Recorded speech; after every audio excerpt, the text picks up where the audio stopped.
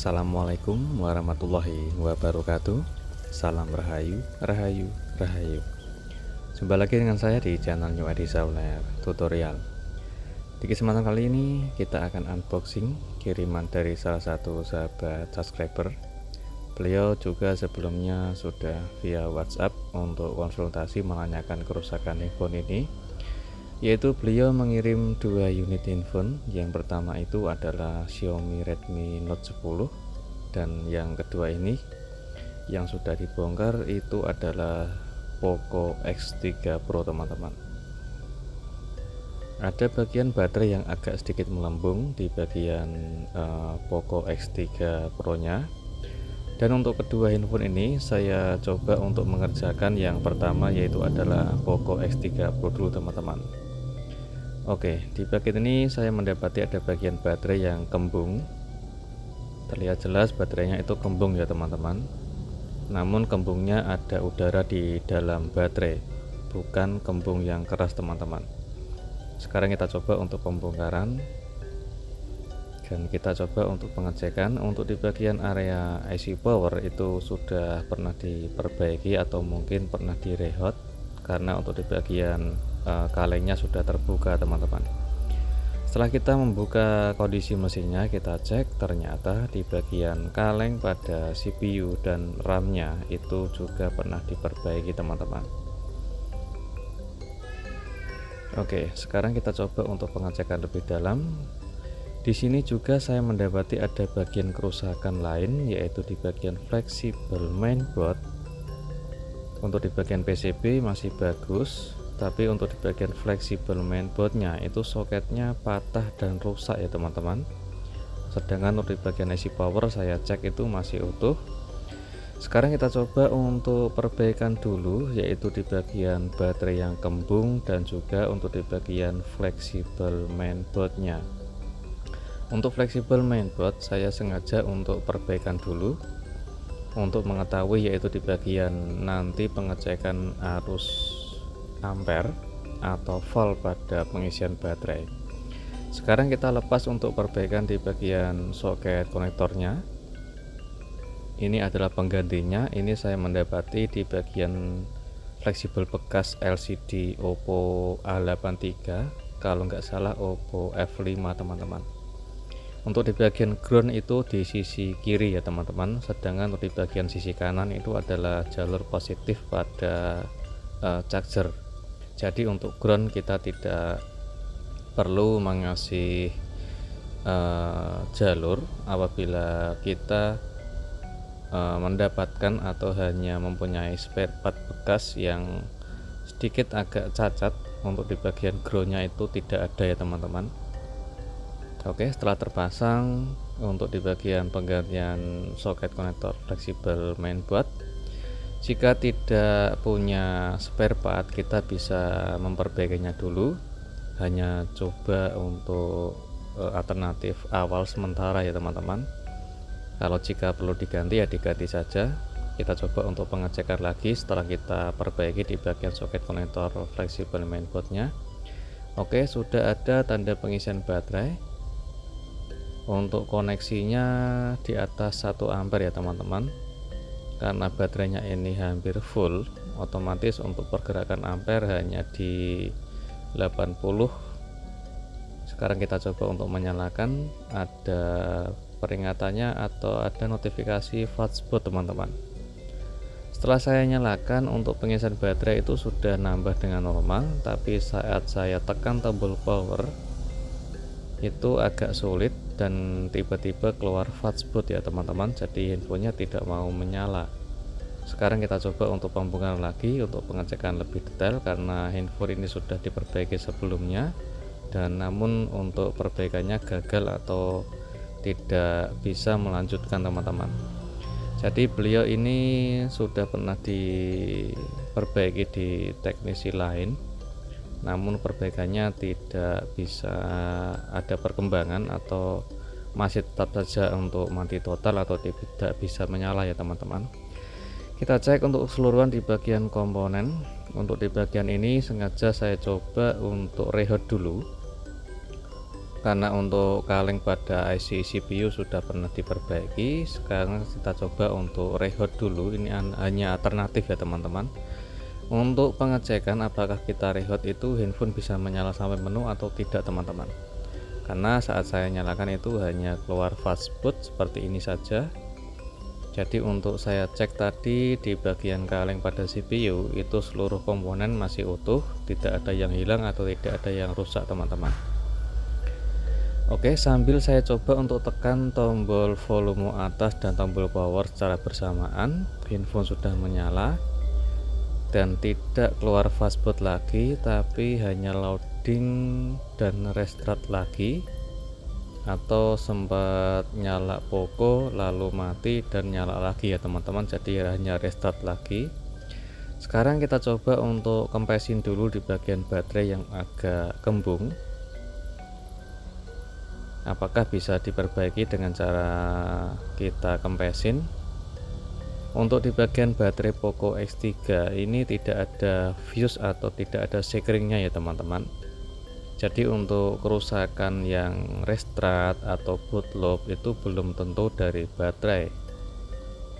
Kita coba untuk kempesin dulu. Untuk di bagian Poco X3 ini itu untuk baterainya tidak ada fuse-nya ya teman-teman. Jika kalian mendapatkan kerusakan yang bootloop atau restart, itu kebanyakan bukan dari baterai atau bukan dari fuse atau sekringnya.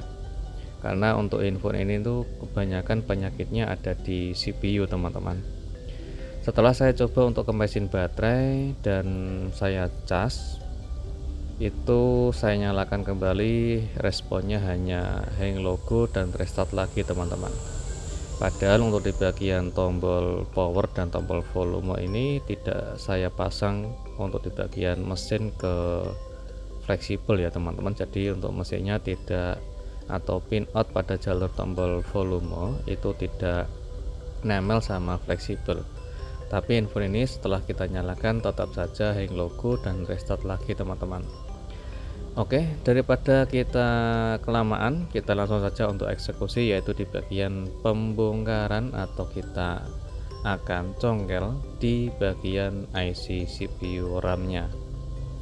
Kita gunakan pisau untuk kita kerik dulu atau kita menghilangkan yaitu sisa lem atau lem pada IC yang ada di bagian sekeliling samping IC-nya, dengan cara kita menggunakan alat blower sebagai alat bantu. Untuk suhu panas di angka 2,5 saja atau 3, dan kita kerik pelan-pelan untuk di bagian lem yang ada di bagian samping IC-nya. Ini tujuannya agar lebih mudah saat kita pengangkatan IC ya teman-teman. Setelah kita kerik untuk lemnya, kita coba untuk cari celah dulu. Kita bisa menambahkan flux secukupnya saja untuk mempermudah yaitu pencongkelan IC-nya. Untuk suhu panas kita naikkan sedikit yaitu di angka 340 sampai 3,5. Kita cari celah seperti ini. Ini kita angkat di bagian IC RAM-nya dulu ya teman-teman, karena untuk IC di Poco X3 Pro ini itu double atau tumpukan ya teman-teman. Kita cari celah seperti ini pelan-pelan. Jika sudah mendapatkan celah, kita angkat pelan-pelan IC-nya. Oke, sudah terangkat. Jadi intinya untuk pengangkatan IC apabila masih keras itu jangan dipaksa ya teman-teman. kita cari celah dulu untuk mempermudah, yaitu pencongkelan. Jika masih keras itu jangan dipaksa karena bisa menyebabkan IC RAM rusak ataupun IC CPU juga ikut rusak teman-teman. Kita blower dengan keseluruhan di bagian sekeliling IC, tujuannya untuk melemahkan timah yang ada di IC ya teman-teman, atau di bagian PCB mesin. Sambil kita cari celah seperti ini, pelan-pelan untuk kita congkel di bagian IC CPU. Ini yang sangat rentan dan rawan sekali teman-teman. Jangan sampai di bagian pinout pada PCB itu ambrol atau rusak teman-teman. Setelah kita angkat IC-nya, kita diamkan hingga dingin dulu mesinnya, dan kita tambahkan flux sedikit sambil kita kasih timah pasta. Tujuannya untuk membersihkan atau meratakan di bagian timah yang ada di bagian mesin, dan kita ratakan kembali menggunakan Goodwick teman-teman. Untuk panas soldernya kita bisa menggunakan panas di angka 350. Untuk menekan menggunakan solder dan Goodwick itu menekannya secara halus saja teman-teman. Kalau menekannya terlalu keras itu bisa menyebabkan kerusakan pada jalur PCB ataupun juga pinout pada pin kaki CPU yang ada di mesin teman-teman.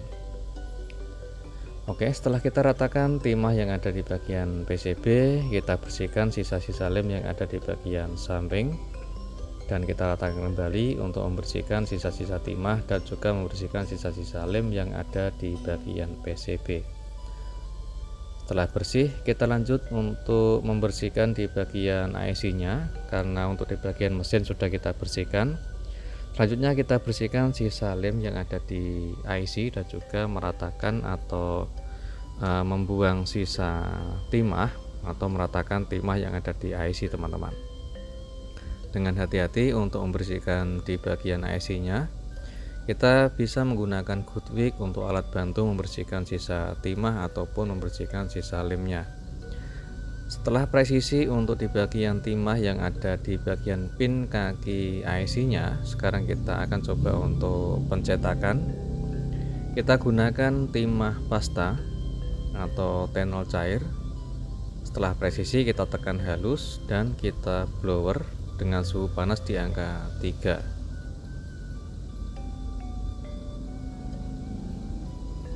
Oke, setelah tercetak ini kita diamkan dulu ya teman-teman. Kita coba untuk memaksimalkan apakah sudah benar-benar presisi atau belum. Jika belum, kita tambahkan flux sedikit, lalu kita blower kedua kali untuk mematangkan pencetakan IC atau kaki IC-nya. Setelah tercetak kita kasih flux sedikit dan kita blower sebentar. Oke, sudah terpasang untuk pencetakan IC-nya.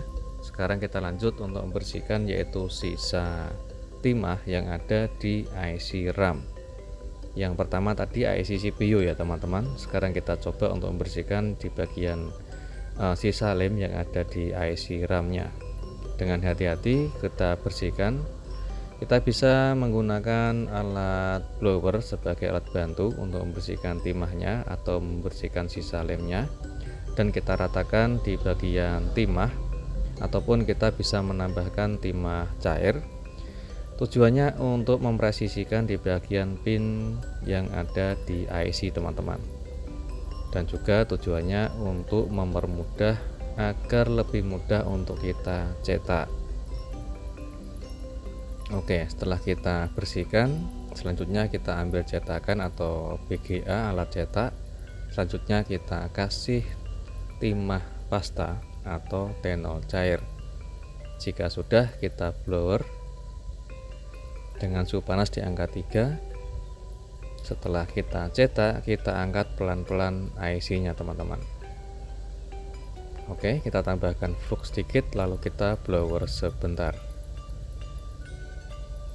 Oke, sudah selesai semua untuk kita cetak kedua IC, yaitu di bagian IC CPU dan juga IC RAM-nya sudah kita cetak keduanya.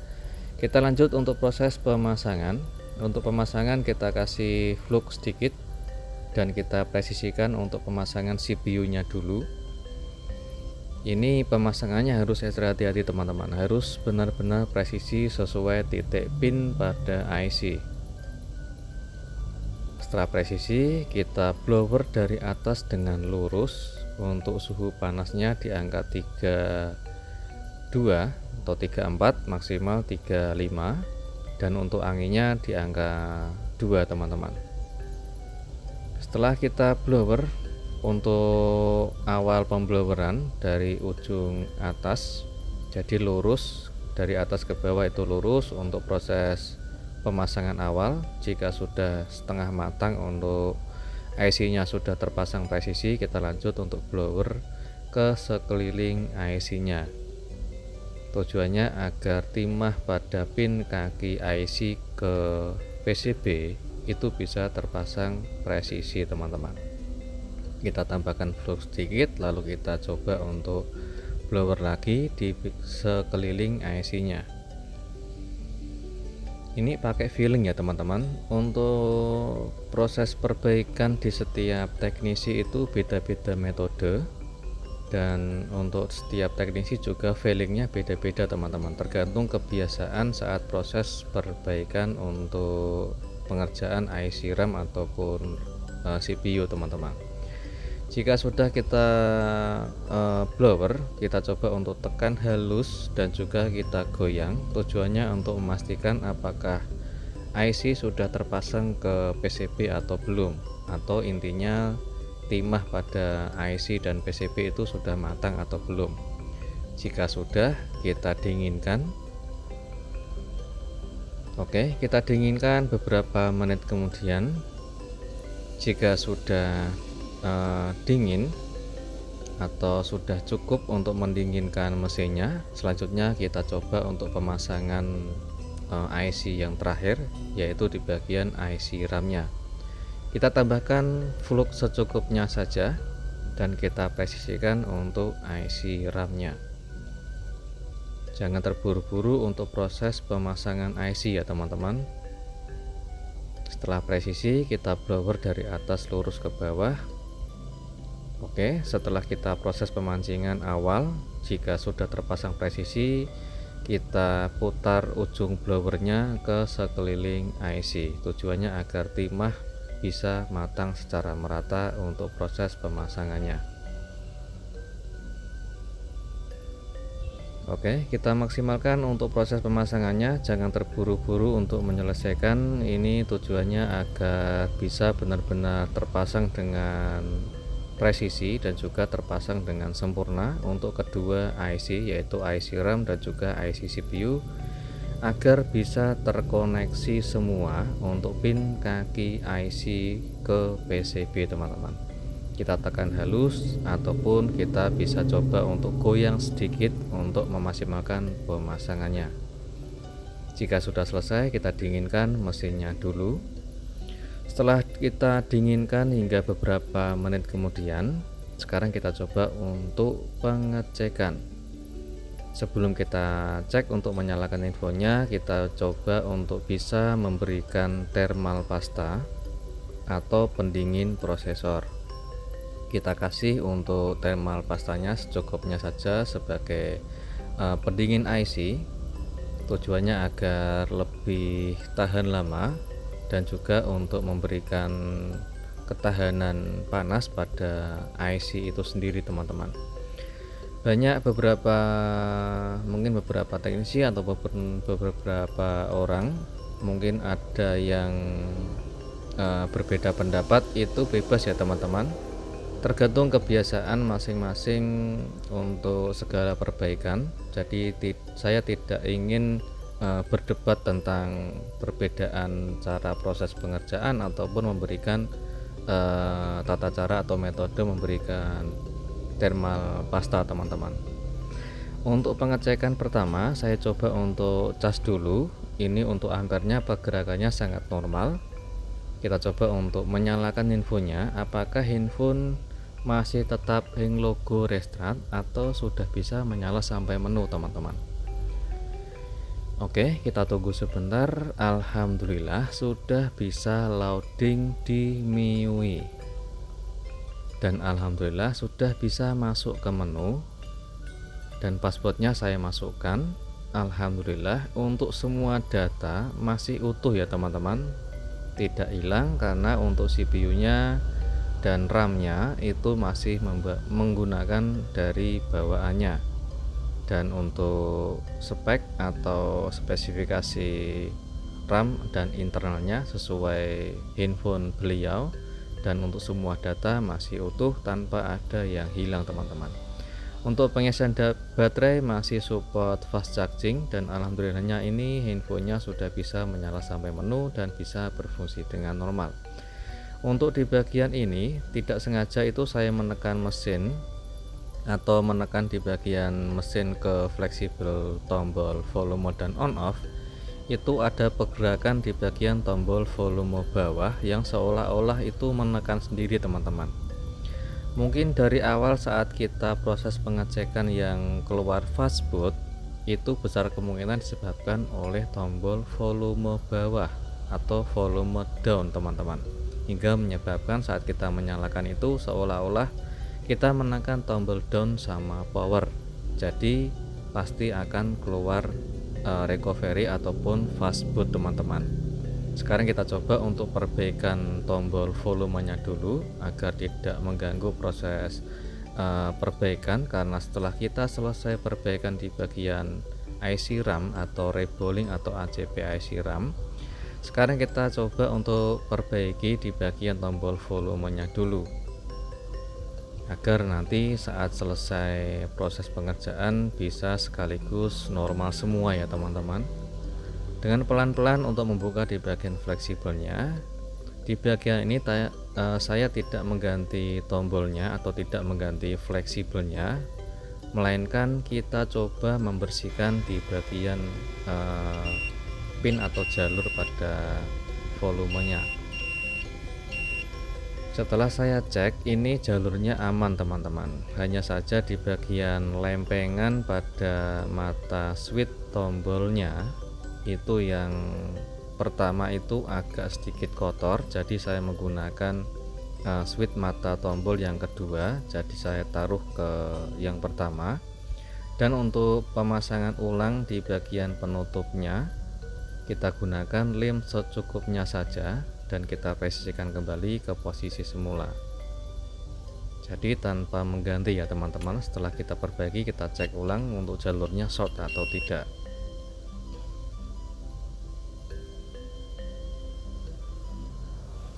Oke, alhamdulillah jalurnya sudah tidak short lagi. Sekarang kita cek ulang.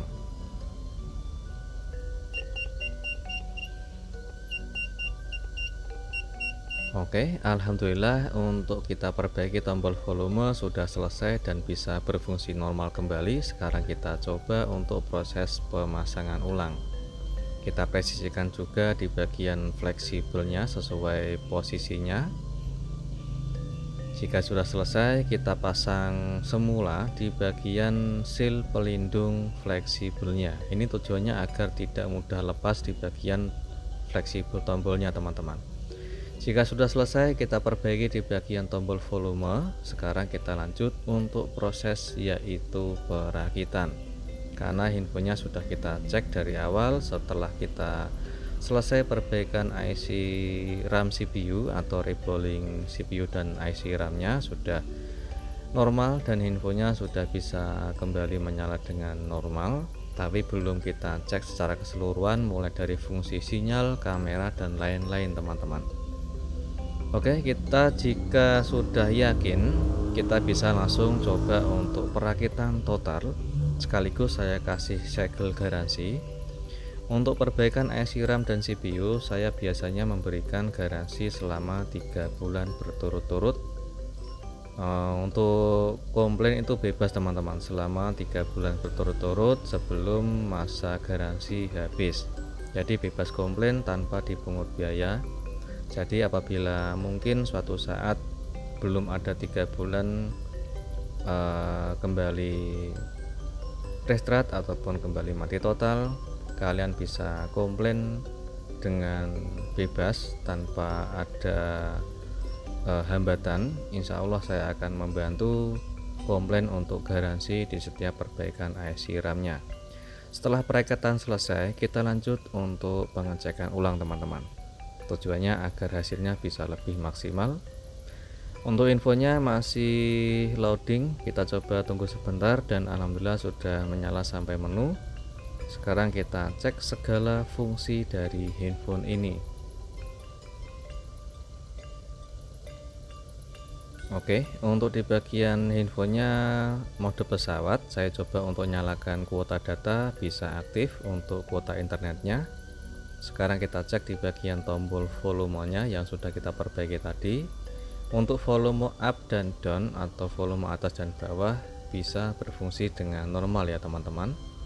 Sekarang kita cek di bagian fungsi touchscreen-nya bisa berfungsi dengan normal. Sekarang kita tes di bagian fungsi kamera belakang dan juga kamera depan. Alhamdulillah untuk di bagian kameranya masih tetap jernih, bersih, dan tidak blur ya teman-teman.